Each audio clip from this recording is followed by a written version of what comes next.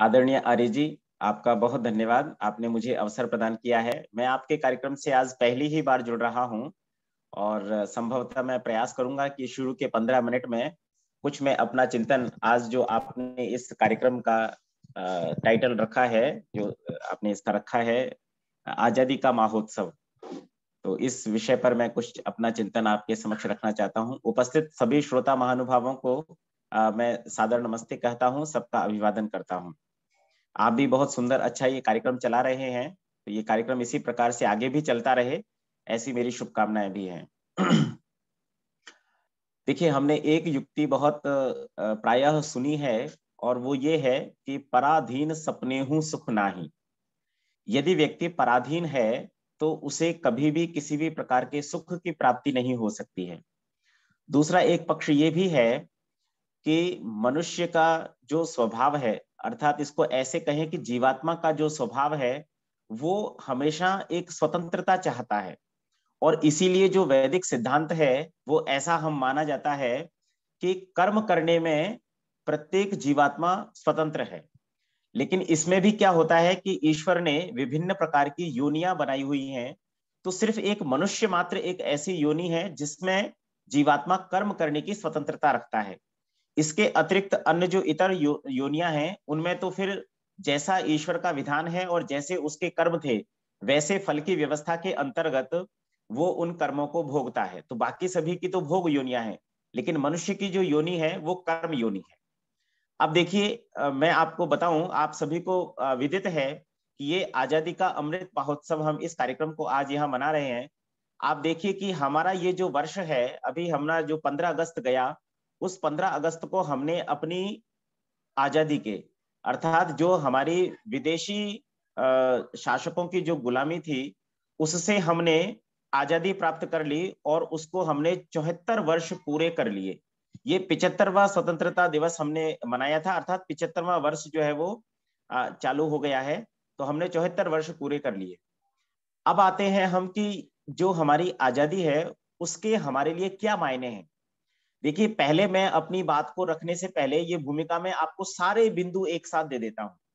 तो यहाँ पर अंतिम बिंदु के रूप में मैं आपको ये देना चाहता हूं कि महर्षि दयानंद सरस्वती जी जब आर्य समाज के 10 नियमों को लिखते हैं, तो वहां पर अंतिम नियम में ये भी लिखते हैं कि प्रत्येक व्यक्ति को सामाजिक नियमों की पालना में परतंत्र रहना चाहिए, किंतु जो जो उसकी स्वयं की उन्नति के लिए या फिर जो व्यक्तिगत उसके नियम हैं, उनमें वो स्वतंत्र है। उनमें वो स्वतंत्र है और वैसे वो कर्म कर सकता है। तो हमारी आजादी के वास्तव में मायने क्या हैं? हमारी आजादी के वास्तव में मायने ये हैं कि जिन जिन विषयों पर सभी लोगों का एक जो क्षेत्र होता है, जहां पर सभी लोग कॉमन रूप से उसको ग्रहण करते हैं, जानते हैं, देखते हैं, उनसे उनका पाला पड़ता है, उस क्षेत्र में एक सामाजिक नियम होना चाहिए। जैसे कि यदि हम शिक्षा की बात करें, तो शिक्षा ऐसी होनी चाहिए जो सबको समान रूप से उपलब्ध हो, मिले, और ये हमारी सरकारों का दायित्व है। दूसरे अन्य प्रकार की व्यवस्था है, जैसे न्याय व्यवस्था है, तो वो किसी का किसी के साथ में कोई अत्याचार शोषण न हो, जो सबल है वो निर्बल को न दबाए, सत्य का हमेशा पक्ष लिया जाए, न्याय की रक्षा हो सके, इसलिए न्याय व्यवस्था है। तो ये कुछ कॉमन बिंदु हैं। लेकिन आप देखिए कि आज के वर्तमान युग में हम क्या देखते हैं कि जैसे मान लीजिए कोई व्यक्ति शराब का, मद्य का सेवन करता है, तो हम क्या कहते हैं, हम क्या मानते हैं कि जी ये उसका व्यक्तिगत मामला हो गया। ये व्यक्तिगत मामला हो गया, अर्थात वो यदि शराब का, मद्य का सेवन करता है, तो ठीक है, वो अपने पैसे से कर रहा है, वो कर सकता है। तो यहां पर बात आती है कि जो हमारी शिक्षा पद्धति है, जो हमें आजकल वर्तमान में जिस प्रकार का दुष्प्रचार किया जा रहा है, वो बिल्कुल गलत है। समाज में यदि एक बुराई कहीं पर भी उत्पन्न होती है, तो वो बुराई अन्य लोगों को उस बुराई की ओर खींचती है। दूसरा, अपराधों की संख्या बढ़ती है। तीसरा, उससे न्याय व्यवस्था भी प्रभावित होती है। सबसे मुख्य बात जो है वो ये है कि इस एक बुराई के आने से सारी की सारी बुराइयां प्रवेश कर जाती। इसीलिए इसको बड़े व्यापक रूप से जब कहा जाता है, तो ये कहा जाता है कि जितने भी सामाजिक नियम है, उनमें व्यक्ति की स्वतंत्रता होनी चाहिए। आप यदि किसी प्रकार के ऐसे क्रियाकलाप से, एक्शन से यदि समाज को दूषित कर रहे हैं, तो वो समाज को दूषित करने का जो कर्म आप कर रहे हैं, उसमें आप स्वतंत्र नहीं है। लेकिन इसको जब दोनों ओर से देखा जाता है तो ऐसा मानते हैं कि भाई पहली ही उक्ति जो हिंदी की हमने आपको दे दी कि पराधीन सपने हो सुख नहीं, अगर व्यक्ति पराधीन है मतलब वो अपनी इच्छा से कुछ भी नहीं कर सकता है तो उसको सुख नहीं है। तो अब यहां पर यह समझना चाहिए कि स्वतंत्रता में और स्वच्छंदता में दोनों में बहुत बड़ा फर्क है, बहुत बड़ा अंतर है, जमीन आसमान का सा अंतर है। एक में संयम की और अनुशासन की बात है। जैसे मान लीजिए कि कोई बालक ये चाहे कि नहीं जी मैं तो पढ़ना नहीं चाहता, मुझे पढ़ाई नहीं करनी है, मुझे शिक्षा ग्रहण नहीं करनी है, तो आप कहेंगे कि भाई ये तो उसके व्यक्तिगत निर्णय है, भाई नहीं पढ़ना चाहता तो नहीं पढ़ना चाहता, गंवार रहेगा तो रहेगा, समाज के लिए अनुपयोगी रहेगा तो रहेगा, आगे अपनी आजीविका नहीं कमा सकेगा तो नहीं कमा सकेगा, अपने जो व्यवहार हैं उनको ठीक से नहीं कर सकेगा तो नहीं कर सकेगा। लेकिन यदि आप इसको इस प्रकार से देखेंगे कि ऐसी बात यदि उसके माता पिता के समक्ष है तो क्या माता पिता राजी होंगे कि नहीं जी मेरा बेटा अनपढ़ रह जाए, अशिक्षित रह जाए, वो विद्वान न बने, या फिर उसके पास आगे चल करके आजीविका के साधन न हो, वो दुनिया में व्यवहार में मूर्ख कहलाए, तो कोई भी स्वीकार नहीं करेगा। तो अर्थात यहाँ पर तात्पर्य क्या है कि हमें एक विशेष प्रकार का अनुशासन लगाना होगा जिसके आधार पर व्यक्ति के जीवन का निर्माण हो सके। इसी प्रकार से सभी मनुष्यों को, क्योंकि मनुष्य एक सामाजिक प्राणी है, समाज में रहता है, मिलकर के रहता है, एक दूसरे के साथ में उसका व्यवहार रहता है, चाहे कोई कितना भी दुष्ट हो, चाहे कोई कितना भी अच्छा विद्वान हो, उसका व्यवहार समाज में रहता ही रहता है। तो यदि ये व्यवहार उसका समाज में रहेगा तो जाहिर सी बात है कि हमें सबसे पहले क्या करना पड़ेगा कि जो समाज के नियम हैं जिससे सभी की सुख शांति सुनिश्चित होती है, उन नियमों का अनुशासन, उन नियमों की पालना हमें अवश्य रूप से रखनी ही पड़ेगी, तभी हमारा ये समाज सुख और शांति को प्राप्त हो सकता है। तो हमारी जो आजादी है उसके मायने क्या है कि जितने भी प्रकार के क्षेत्र हैं जो सरकार के, जो हमारी वर्तमान की जो गवर्नमेंट है, चाहे वो स्टेट गवर्नमेंट हो, राज्य सरकार हो, चाहे वो केंद्र सरकार हो, तो जहां जहां पर जिस जिस व्यक्ति का जैसा जैसा अधिकार है उसको वहां वहां पर एक अनुशासन और नियम को लागू करना चाहिए। अब हम जब आजादी का महोत्सव मना रहे हैं तो यहाँ पर ये एक विचित्र बात है, ये एक विचित्र बात है कि आप देखिए कि हम उसमें कितने सफल हो पाए हैं। वास्तव में आजादी का आकलन उस बात से होता है कि जो हमारी मूलभूत चीजें थी उनमें हम कहां तक सफल हो पाए हैं। जैसे यदि हम बात करें तो आज हमारी न्याय व्यवस्था जो है, जो कि निशुल्क होनी चाहिए ताकि जो निर्धन से निर्धन, निर्बल से निर्बल, अक्षम से अक्षम जो व्यक्ति है वो भी यदि उसके साथ किसी प्रकार का अत्याचार, दुराचार, शोषण, किसी प्रकार का कोई अन्यायपूर्ण व्यवहार यदि हो जाए तो वो न्याय को सुनिश्चित कर सके, उसे न्याय प्राप्त हो सके। लेकिन आज हम क्या देखते हैं, हमारे देश को आजाद हुए 75 वर्ष हम जो है मना रहे हैं और 75वां वर्ष ये चल रहा है, और उसमें भी हम क्या देखते हैं कि हमारे देश में न्याय व्यवस्था, लाखों तो केस पेंडिंग है हर एक अदालत के अंदर। दूसरा, आपका कोई छोटा मोटा केस भी हो जाता है, जैसे अभी मैं वर्तमान में अगर उदाहरण ले लूं तो आज से लगभग लगभग 2003, 4, 5 की बात होगी, तब जो है वो सलमान खान वाला एक केस हुआ, और उसमें जो है पहले तो ये निर्णय निकल के आया कि भाई सलमान खान गाड़ी चला रहे थे और उन्होंने जो है ऐसे ऐसे करके फुटपाथ पर सोए हुए कुछ व्यक्तियों को मार दिया। 5-7 साल केस चला, उसके बाद तथ्य निकल के आया कि नहीं जी सलमान जी तो गाड़ी में बैठे थे, उनका ड्राइवर गाड़ी चला रहा था। उसके बाद और 5-7 साल जब निकल गए तो वहां पर केस निकल करके आता है कि नहीं जी सलमान खान तो उस गाड़ी में थे ही नहीं, और फिर उसके बाद ये भी निकल करके आता है कि नहीं जी ड्राइवर तो उस दिन उस गाड़ी में था ही नहीं। अब आप ये बताइए कि जब सलमान खान भी नहीं थे, ड्राइवर भी नहीं था, तो गाड़ी क्या अपने आप चल रही थी? तो ऐसी तो हमारे देश की न्याय व्यवस्था हो गई है।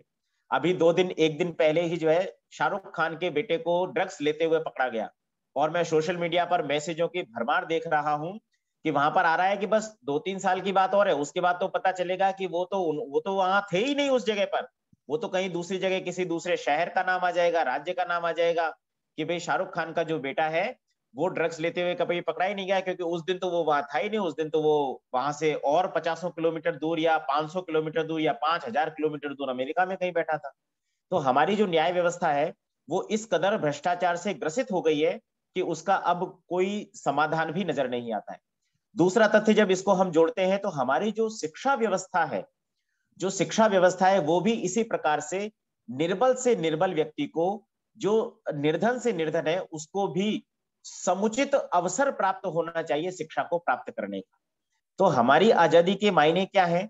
यदि हम ऐसा माहौल, ऐसा अवसर, ऐसी अपॉर्चुनिटी लोगों के लिए बना पाते हैं जहां पर सभी के लिए समान शिक्षा मिल सके, राजा का बेटा भी समान रूप से शिक्षा प्राप्त कर रहा है और वही शिक्षा गरीब व्यक्ति के लिए भी उपलब्ध है, तब वो शिक्षा की वास्तव में स्वतंत्रता है, वो शिक्षा का वास्तविक अनुशासन है जो हमारे समक्ष हमारे देश में होना चाहिए। लेकिन यहाँ पर भी हम क्या देखते हैं कि आजकल जो है वो पढ़ाई क्या हो गई है, पैसे वालों की हो गई है। आप कोई छोटी मोटी डिग्री करने भी जाइए तो उसके लिए भी लाखों रुपया चाहिए। और अगर आप ऐसा सोचते हैं कि भाई मैं डॉक्टर, एमबीबीएस वगैरह और उस तरह से एमडी वगैरह कुछ कर लूं, तो बात लाखों से भी निकल करके थोड़ा करोड़ों तक पहुंच जाती है, जो आप और मेरे जैसे सामान्य व्यक्ति के तो पॉकेट में, जेब में भी नहीं आती है। आगे बच्चों को आप पढ़ाएंगे कैसे? और दूसरी बात, इस शिक्षा के साथ में हमारे साथ जोड़ा क्या गया, आरक्षण और जोड़ दिया गया। जबकि महर्षि दयानंद सरस्वती जी बहुत स्पष्ट शब्दों में लिखते हैं कि प्रत्येक व्यक्ति को समान अवसर उपलब्ध कराया जाना चाहिए, उसे शिक्षा निशुल्क मिले, उसे पढ़ने की सुविधाएं मिले, उसके पास अगर कुछ भी सुविधा नहीं है पढ़ने की तो वो मिलनी चाहिए। लेकिन क्या बुद्धि आप आरक्षण से दे देंगे क्या? यदि व्यक्ति योग्य नहीं है, अयोग्य है, तो आप उसको ऐसे पद पर बिठा देंगे जहां वो न तो निर्णय ले सकता है, न उसके अंदर बुद्धि है, न प्रतिभा है, न वो चीजों का एनालिसिस कर सकता है, न वो चीजों को समझ सकता है। तो क्या होगा, उस पूरे विभाग का जो है वो बंटा ढाल हो जाएगा और वो फिर हमारे लिए किसी भी प्रकार से उपयोगी नहीं हो सकेगा। तो देखिए, मैंने आपके समक्ष सिर्फ दो बातों को उठाया कि न्याय की व्यवस्था और शिक्षा की व्यवस्था हमारी इस आजादी से बहुत क्लोज, बहुत निकट संपर्क और संबंध रखती है। यदि हम हमारे देश में इन दो व्यवस्थाओं को नहीं सुधार सकते तो आप भूल जाइए, यदि हमारी शिक्षा अच्छी नहीं है, राष्ट्रभक्ति उस शिक्षा में नहीं है, तो व्यक्ति सिर्फ पैसा और अपना स्वार्थ, इन दो चीजों को लेकर के ही चलेगा। तो आप किसी भी विभाग के साथ में किसी भी व्यक्ति को जोड़ दीजिए, वो कभी भी अपने स्वार्थों से ऊपर ना सोच सकेगा। उसके लिए अपना परिवार, अपने बच्चे, अपने जीवन की सुख संपत्ति, वो सभी ही उसके लिए महत्वपूर्ण होगी। किंतु वो राष्ट्र के लिए, देश के लिए, समाज के लिए और फिर धर्म तो बहुत दूर की बात होगी, उनके लिए कभी नहीं सोचेगा। आप देखिए, यदि आप ऐसे माहौल में रहते हैं, ऐसे माहौल में यदि आप रहते हैं जहां आपको लगता है कि बस मेरे पास बहुत पैसा हो और मैं ही सारी जो व्यवस्थाएं हैं उन सभी का मैं स्वामी हो जाऊं, मेरे पास खूब पैसा हो, सिर्फ मेरे पास सुख सुविधाएं हो, तो आप यकीन मान करके चलिए कि अफगानिस्तान जैसी स्थिति होने में अधिक समय नहीं लगता है। सारे जितने भी लोग होते हैं वो आपको एक दिन मार काट करके भगा देंगे और हम आर्यों के पास अब पलायन के अलावा और कोई रास्ता बचा नहीं, क्योंकि हमारी शिक्षा में हमें इस प्रकार से इंजेक्ट कर दिया, इस प्रकार से हमको पढ़ाते गए कि हमारे अंदर जो पौरुष की भावना होनी चाहिए, जो हमारी जो संघर्ष की भावना होनी चाहिए, उसे हमें जो है बिल्कुल सहिष्णुता के नाम पर, चाहे कहिए कि शांति प्रियता के नाम पर, या फिर हमें कायरता भीरुता के नाम पर हमें डरा करके बिल्कुल ऐसे बना दिया गया है कि अब हम अपने लिए भी संघर्ष करना नहीं चाहते, संघर्ष कर नहीं पाते, संघर्ष कर नहीं सकते। तो इन सब के मूल में क्या है, हमारे देश की शिक्षा व्यवस्था है।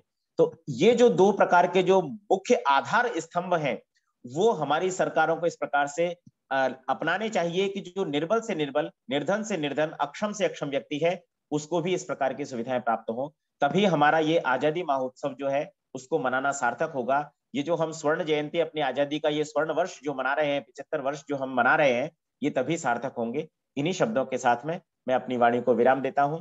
आदरणीय आर्य रत्न शिक्षक जी श्रीमान लखनलाल जी आर्य का बहुत धन्यवाद कि उन्होंने इस कार्यक्रम से मुझे जोड़ा और मुझे 10-15 मिनट जो है अपनी बात आपके समक्ष रखने का अवसर दिया। तो आपका बहुत धन्यवाद, आपने ध्यानपूर्वक सुना। सभी श्रोताओं का सादर धन्यवाद। मैं अपने सभी श्रोताओं को बता दूं, हमारे बीच में हमारा सौभाग्य के पहली बार हमारे बीच में सम्मानीय अवनीश मैत्री जी, जो वैदिक धर्म का प्रचार प्रसार कर रहे हैं, वो जुड़े हुए हैं और मेरे अल्प निवेदन पे उन्होंने इसको स्वीकार किया। मैं अवनीश मैत्री जी का ललितपुर जनपद की ओर से, आर्य समाज महरौली की ओर से आपका बहुत बहुत हार्दिक वंदन अभिनंदन करता हूँ। और मैं अपने सभी श्रोताओं को बता दूं कि आज हमारे बीच में मुकेश शास्त्री जी, जो गुरुकुल गौतम नगर के स्नातक हैं, उनको भी आप लोग सुनेंगे। मैं बिना किसी भूमिका के सम्मानित शास्त्री जी को आमंत्रित करता हूं। और हमारे बीच में हमारा सौभाग्य के जिला विद्यालय निरीक्षक के हमारे बाबूजी कपिल देव शर्मा जी, अवध बिहारी तिवारी जी जो प्रोफेसर है, अतुल वैद्य जी, ये युवा साथी हैं आरएसएस के हमारे, और भगवान दास जी प्रजापति, और इसके बाद पीयूष जी जो हमारे बहुत ही, पीयूष प्रताप सिंह जी वकील भी है, और इसके साथ अखिल भारतीय विद्यार्थी परिषद के जिला के हमारे बहुत बड़े नेता है। तो उन सभी का मैं स्वागत करता हूँ। डॉक्टर राजन प्रसाद जी जो डिग्री कॉलेज के प्रोफेसर हैं, सभी लोगों का स्वागत करते हुए अरुण कुमार शुक्ला जी बिना किसी भूमिका के हमारे बीच में